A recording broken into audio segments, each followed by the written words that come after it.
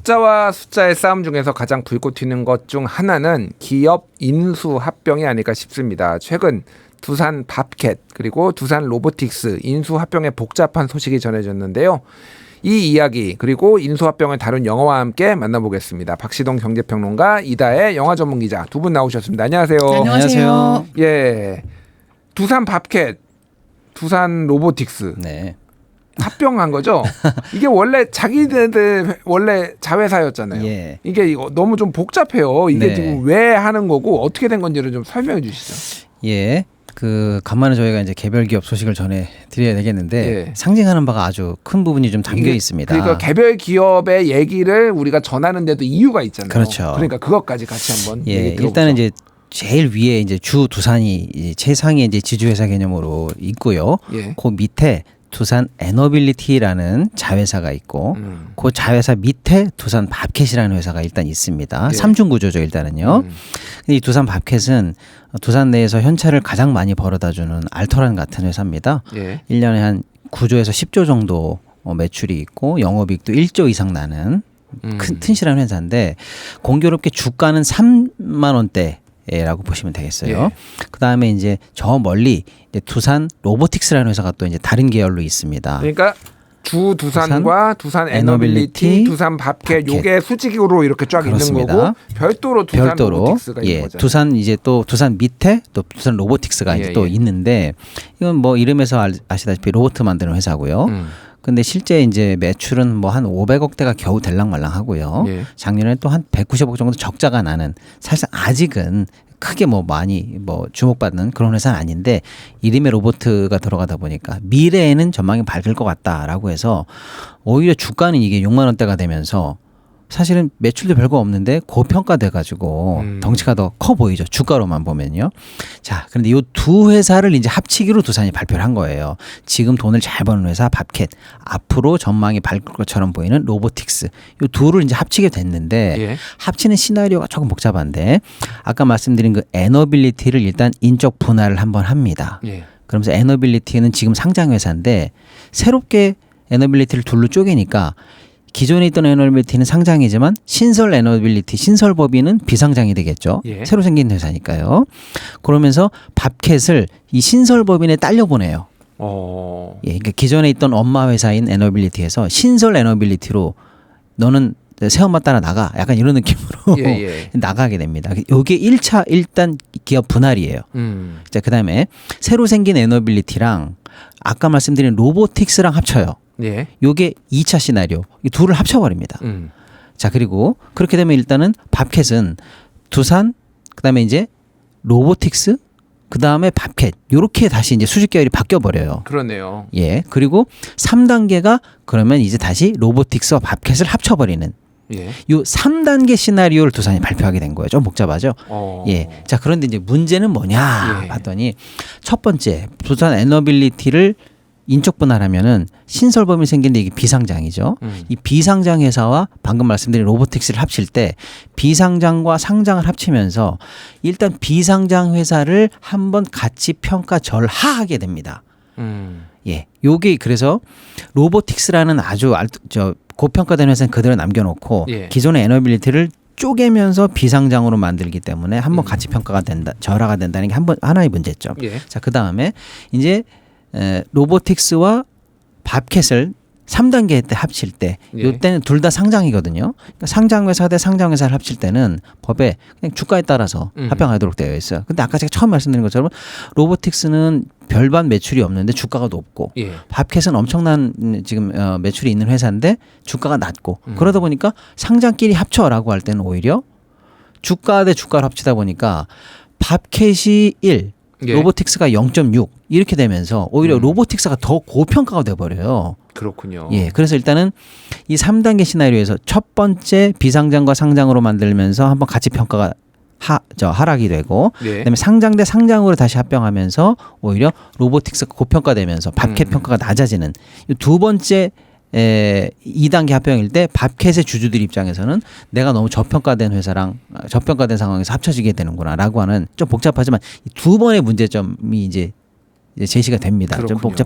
복잡했습니다. 그러니까 쉽게 핵심은 얘기를 하면은 제가 이제 이거를 이해를 예. 한 거는 결국은 소위 말하는 이제 두산 회장 박정원 네. 일가가 이 지배력을 더 강화하기 그렇습니다. 위해서 그래서 지금은 두산 밥켓에 행사하는 지배력이 네. 언론 보도를 보니까 한 14%인데 이거를 네. 이런 식으로 합병이 완벽하게 진행이 되면은 42%로 증가를 하게 된다. 네. 지배력이 더 적은 돈으로 그렇죠. 지배력이 강화가 되는 건데 네. 여기에서 주주들은 손해를 보게 되는데 이게 과거에 삼성물산하고 제일모직하고 네. 삼성에서 이제 이재용 승계 문제로 이렇게 합병을 할 때 맞습니다. 그러니까 이제 삼성물산을 저평가했죠 그때. 그렇죠. 저평가하고 제일모직을 고평가해가지고 네. 해가지고 이게 주주들 소송 걸리고 난리가 났잖아요. 맞습니다. 뭐, 그러니까 상당히 예. 복잡했지만 결론은 예. 두산 로보틱스라는 고평가된 회사를 기화 삼아서 알토란 같은 회사를 저평가하는 두 번의 방식을 거치고 싹 가지고 왔다. 그러니까 이제 밥켓 주주들이나 에너빌리티 주주들은 내 주식이 저평가되는 뒤통수를 한번 맞게 된 거고 예. 두산 일가는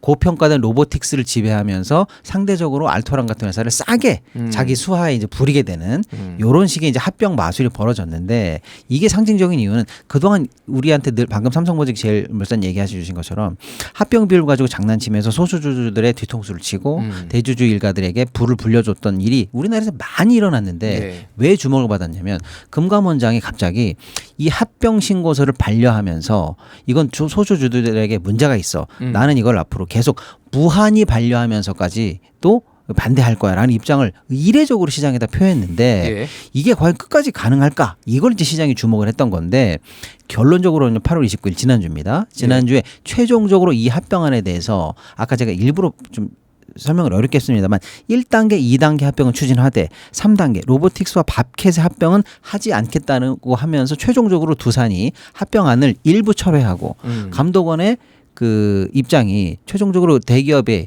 받아들이면서 마치 감독원이 일단 한 번은 이긴 것처럼 그래서 어느 정도는 소수주주들에게 이제 이례적으로 승리하는 모양새가 이거 벌어진 거 아닌가라는 이런 상황이 대한민국에서 처음으로 그렇군요. 벌어져서요. 처음으로. 예. 여기에 이제 해석이 좀 필요합니다. 해석이 네. 좀 필요한데 일단은 그 해석은 조금만 뒤에 네네. 듣도록 하고요. 어쨌든 지금 뭐 코리아 밸류업 뭐 이런 분위기들 그리고 소액주주들 지금 분노하고 있는 이런 상황에서 이복현 금감원장이 저런 액션을 취했다라는 것까지 이해하시면 될 것 같고요. 자, 오래 기다리셨습니다. 네. 이다혜 기자님.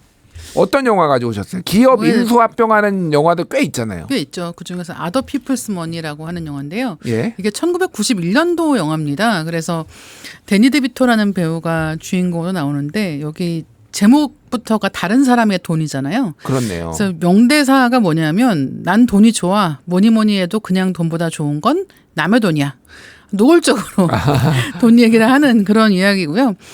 여기서 주인공이 하는 일이 인수합병입니다. 예. 그래서 이제 사실 1990년대 미국에서 이 인수합병 붐이 있었다고 해요. 그래서 영화들 중에도 귀여운 여인도 그렇고 이 아더 피플스 머니도 그렇고 영화 주인공이 이런 인수합병 전문가입니다. 아, 그리고 그렇네요. 예, 그 인수합병 전문가를 바라보는 영화의 시선은 굉장히 차가워요. 일단은 이렇게 돈을 가지고 멀쩡한 기업을 사들여서 사실상 고사시키는 거 아니냐, 죽이는 거 아니냐라는 식의 시선이 여기서는 굉장히 많았던 거죠. 그러니까 그때 당시에 이제 그런 붐이 인수합병을 그러니까 한 다음에 대량 해고를 해가지고 맞아요. 그리고 네. 주식 가치는 그럼 또 올라가고 그렇죠. 인건비가 줄어드니까 네네. 그래가지고 그거를 다시 매각한다든지 뭐 하면서 네네. 중간에서 막대한 이익을 이제 얻는 이런 맞습니다. 월스트리트에 이제 있는 분들 네. 이런 금융맨들이 상당히 주목을 받았었죠. 그런 이야기가 영화에도 고스란히 반영되어 있는 거예요. 그래서 영화에서 예로 드는 게 뭐냐면 마차 채찍을 만드는 회사가 있다고 치자. 예. 그러면은 그 회사가 이제는 더 이상 그런 채찍을 쓰지 않는 세상이 되었는데 그 사람들이 아무리 좋은 채찍을 만들고 있다 한들 그게 무슨 상관이겠는가. 당신이 그 회사의 주주라고 하면 어떻게 하겠는가라고 하면서 이 회사는 지금 이대로 경영할 수 없다.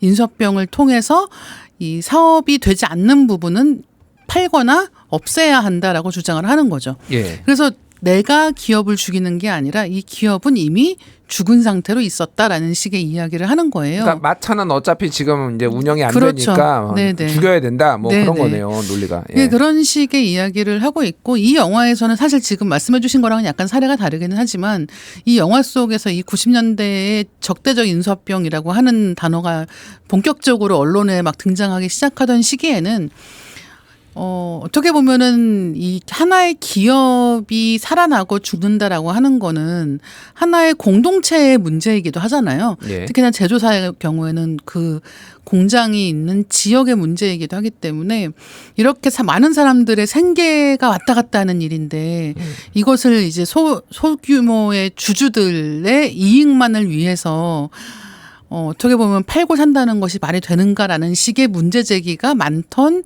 시절의 영화라고 보시면 되겠습니다. 그렇군요. 데니 데비토 같은 경우에는 예전에 이제 배트맨에 팀 버튼의 배트맨에서 네, 펭귄맨으로 맞습니다. 나왔던 예, 약간 맞아요. 목 짧은 네, 맞아요. 목 짧은 아저씨 그분인데 약간 탐욕스럽게 좀 이렇게 연기를 저는 이 영화는 못 봤는데 네. 사실 굉장히 잘했을 것 같아요. 그렇죠. 탐욕스러워. 연상이 되시죠. 예, 그냥 네. 연상이 됩니다. 굉장히 네. 탐욕스러운 월스트리트의 맞아요. 그 자본가의 느낌이 굉장히 그래서 인상적인 장면 중에 이제 여기 대본에 작가님이 써주신 건데 가필드가 자기가 좋아하는 도넛을 상대방 변호사에게 권하는 장면이 있는데 변호사가 배가 고파서 안 먹겠다고 하니까 가필드가 꼭 배가 고파야 도넛을 먹냐? 뭐 이렇게 얘기를 하는 게 그러니까 뭐 필요하지 않아도 그렇죠. 먹어 치우면 된다 이런 거를 지금 상징하는 것 같아요. 그 대사 다음에 나오는 게 뭐냐면 사람들이 좋아하는 게 세 가지가 있는데 강아지, 도넛, 돈이다라고 얘기하는 거죠. 그러니까 그만큼 이 돈이라고 하는 게 사람들의 관심을 모으고 있고 나는 거기에 대해서 부끄러움이 없다라는 식의 이야기를 하는 거예요. 근데 사실 지금 설명해 주신 것도 결국은 돈 얘기잖아요. 그리고 그렇네요. 예, 이게 누구에게 가는 돈인가라고 하는 거에 있어서 우리가 그동안 정당한 권리를 갖고 있다고 생각했던 사람들이 일정 정도 손해를 봄으로써 누군가가 이익을 받는 또 그런 구조여서 굉장히 재미있는 연결고리가 있는 것 같습니다. 그렇군요. 다시 그러면 이제 우리나라로 한번 돌아와 보겠습니다. 사실 우리나라 정부가 금융감독기구, 뭐 금융당국 뭐 이 얘기하면은 맨날 대기업 편 손들어줬잖아요. 네. 예를 들면은 LG 화학이 이제 2차 전지 맞습니다. 물적 분할한다고 물적 해서 분할했었죠. 난리가 났었잖아요. 그러니까 진짜로 전설적인 상황. 예, 전설적인 사건이오고 예. 진짜로 주주들 다 땅을 치고 막 그럼에도 불구하고 다 인정해줬는데 네. 왜 이복형 금감원장은 왜 이렇게 한 건가요? 일단은 1년 내내 지금 이 정부가 우리나라 주식시장을 키우겠다 한마디로 말해서 밸류업을 해보겠다 이렇게 얘기를 했는데 이 정부가 그렇게 얘기한 것에 대해 사실은 정면으로 도전하는 양식의 합병이 발표됐는데 정부가 속수무책으로 아무것도 못한다. 그러면 정부가 얘기했던 레토릭이나 어떤 구호가 진짜 공연불이 되는 거 아닌가.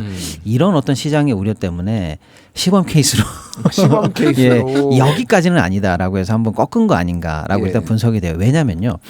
두산이 이렇게 합병 시나리오를 발표한 것에 안타깝지만 법 위반이 없어요. 일단은요. 법 위반이 없어요. 그렇습니다. 우리 뭐 법대로 했어. 이렇게 얘기하면 할 말이 없는 상황이에요. 예. 그러다 보니까 이번에 감독원의 어떤 이번 그 합병을 철회시킨 것에 대해서 감독원이 그럼 진짜 이긴 거냐라고 하려면 두산의 명시적인 법 위반이라든지 감독원의 확실한 어떤 유권 해석 같은 걸 통해서 자 이래서 안 되는 거야라고 했으면 감독원이 이긴 거다라고 할 텐데 사실은 법 위반 사항을 밝혀내면서 이걸 꺾은 게 아닙니다. 그러다 보니까 이 싸움이 끝난 게 아니다. 2차전이 더 있을 것 같다라고 시장은 예상하는 건데 예. 그럼 본질적으로 뭐냐면 감독원이 법 위반을 밝혀낸 게 아니라요. 이 두산이 합병을 하려면 주주총회를 통과해야 되는데 그 주주총회 통과 시점 D- 며칠 전까지는 이 합병 신고서가 효력을 발생해야 되거든요. 예. 근데 그 효력 발생일을 도과시킬 때까지 감독원이 허가를 안 해준 거예요. 그러니까 사실은 시간은 우리 편이라고 해서 어떤 무력으로 꺾은 거나 마찬가지거든요. 그렇군요. 그러니까 일단은 지금 감독원이 제재에 성공한 것처럼 보이지만 이제 그래서 일단 이번 합병은 2단계까지만 하는 걸로 해서 3단계는 철회가 되었습니다만은 그 방법을 금융감독원이 무한정 쓸 수는 그렇습니다. 없는 거잖아요. 결국에는 사실. 이렇게 해서 한번 꺾어놓고 나중에는 지금 나타났던 이 시사적인 가장 중요한 부분 합병에 있어서 공정 가치가 배제되고 대주주 마음대로 합병의 타이밍이나 방법이 정해지는 요것에 대해서 앞으로 제도적인 개혁까지 이루고 그에 따라서 앞으로 추후에도 여전히 증권신고서가 이제 반려될 수 있는 것. 요게 이제 앞으로 중요할 것 같아요. 예, 김준일의 뉴스공감 화요일의 공감 칼럼 오늘은 두산 밥캣 합병과 관련해서 금감원과 이제 두산 측의 어떤 신경전 이 그리고 왜 이제 정부는 바켓과 두산 로보틱스였나요? 이 두 기업의 합병을 승인하지 않았나? 여기에 둘러싼 코리아 밸류업에 관한 이슈들 뭐 이런 것들 얘기를 해봤고요.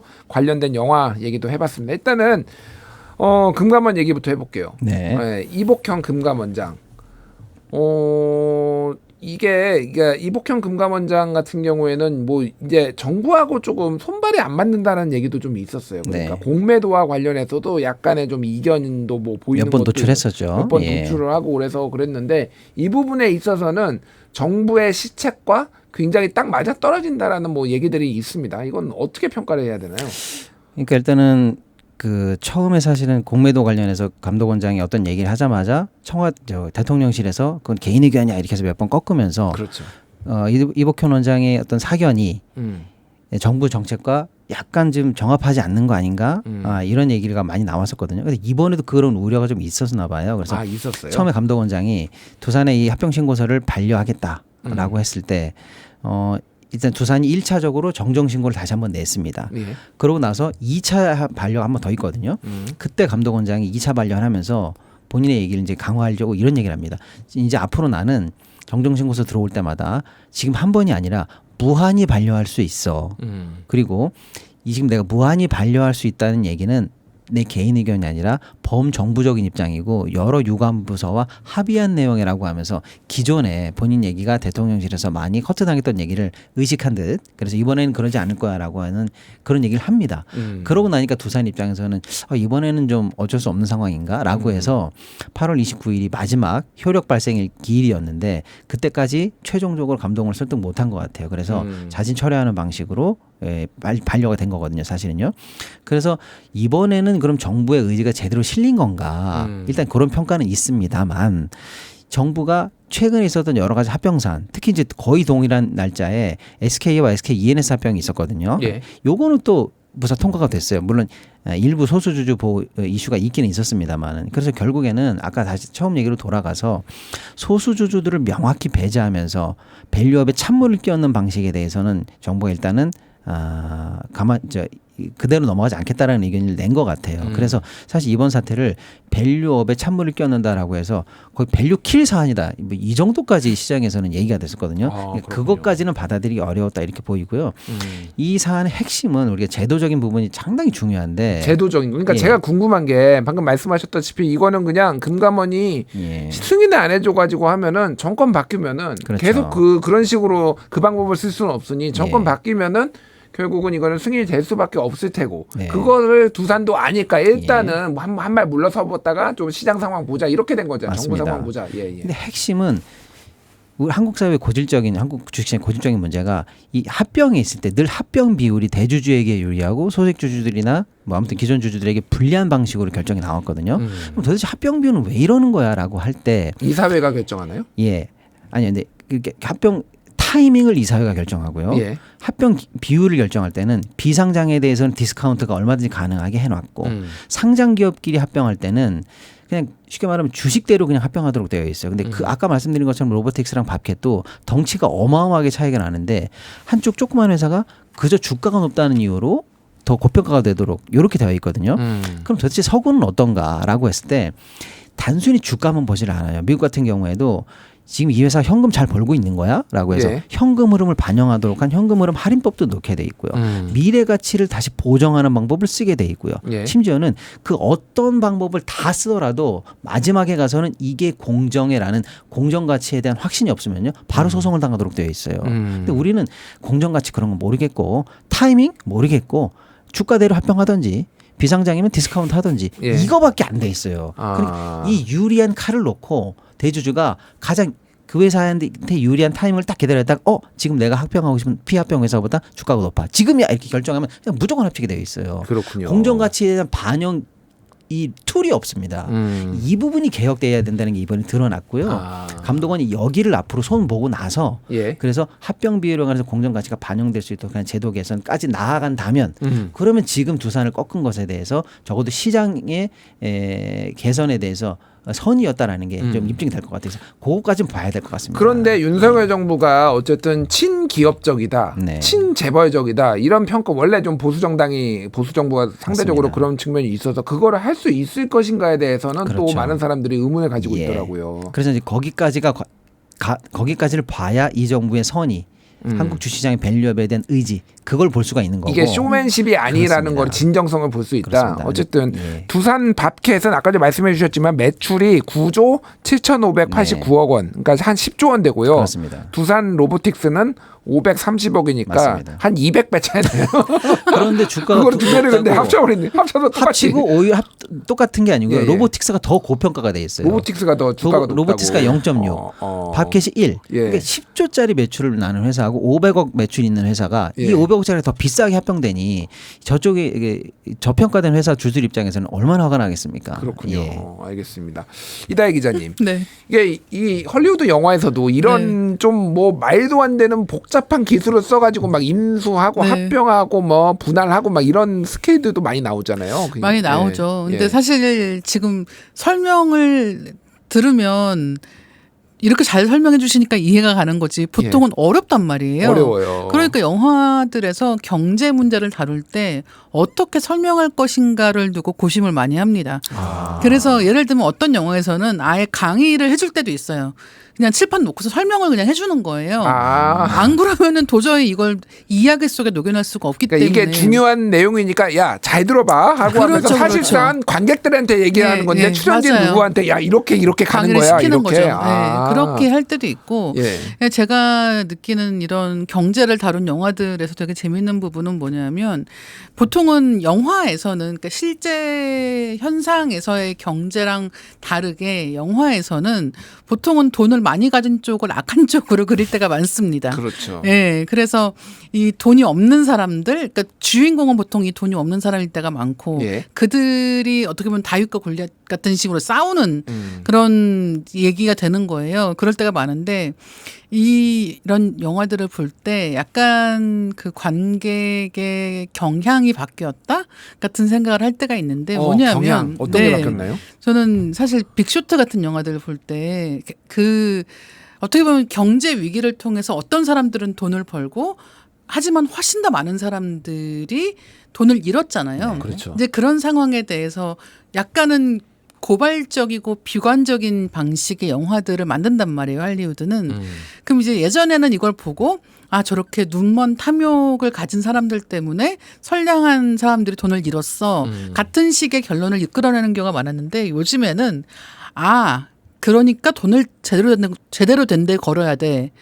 그러니까 돈을 버는 쪽에 걸어야 해. 돈을 벌려면 저렇게 해야 돼. 네. 뭐 이런 거군요. 나만 아니면 돼라고 그 이야기를 해석하는 사람들이 굉장히 많아진 거예요. 그래서 저는 그런 것도 어떻게 보면 이 세계의 변화에 따라서 사람들이 돈에 대해서 취하는 태도도 예전에는 돈 얘기 잘 안 했잖아요. 근데 점점 더 돈에 대한 이야기가 적극적이 되는 것과 마찬가지로 이런 이야기를 영화로 소비할 때에도 예전에는 아 저건 옳지 않아라는 시선이 더 지배적이었다고 한다면 요즘에는 그와 반대로 저렇게 돼야 돼.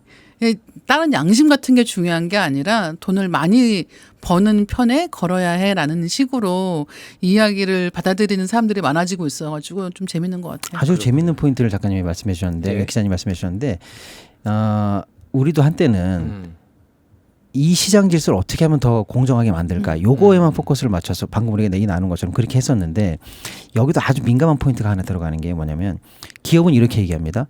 우리 이렇게 탐욕스럽게 그래 합병 계획을 짰다. 마음에 안 드시면 반대하고 주식 매수 청구 행사하고 나가시세요. 그러니까 우리가 이 가격에 사줄 테니까 팔고 나가시던지 이게 끝이었어요. 그런데 이 합병안이 만약에 통과가 됐다고 치면은요. 예. 그러면 유리한 회사도 있죠. 주 두산이 유리해집니다. 두산 예. 요리해지네요. 그러니까 주 두산에 투자한 사람들은 이 합병안을 그럼 어떻게 볼 것인가? 이제 이런 문제가 생겨요. 그게 근데 하나의 주체에게 그런 양가 감정이 생기는 일이 벌어지는데 그게 누구냐? 그게 국민연금입니다. 국민연금은 밥캣도 지분을 들고 있는데 예. 이 합병의 이런 어떤 불공정 합병이 만약에 최종적으로 통과됐을 때 가장 유리하게 혜택을 볼 수 있는 주두산 있죠. 주두산도 국민연금이 갖고 있는 거예요. 그리고 시장이 물어본 겁니다. 국민연금 너는 여기서 반대할 거야? 아니면 최종적으로 이게 통과됐을 때 주두산도 유리해지니까 너 이거 찬성할 거야? 이렇게 물어봤어요 시장이. 아주 공교로운 선택을 국민연금이 할 뻔했습니다. 어떻게 예. 어떻게 결론을 내렸을지 좀 궁금하긴 그러니까요. 하네요. 그렇군요. 뭐 이번에 9.7%인가 수익 냈다고 그래서 국민연금이 굉장히 실적이 좋다 뭐 이런 얘기도 있어서 국민연금 고갈 우려를 조금 해소하는 데 도움을 줬는데 어쨌든 그런 이해 상충의 요소들이 굉장히 많다 이런 얘기를 하겠습니다. 예, 오늘 방송 여기서 마치도록 하겠고요. 오늘 박시동, 이다혜 두 분과 함께했습니다. 두 분 말씀 감사합니다. 네, 감사합니다.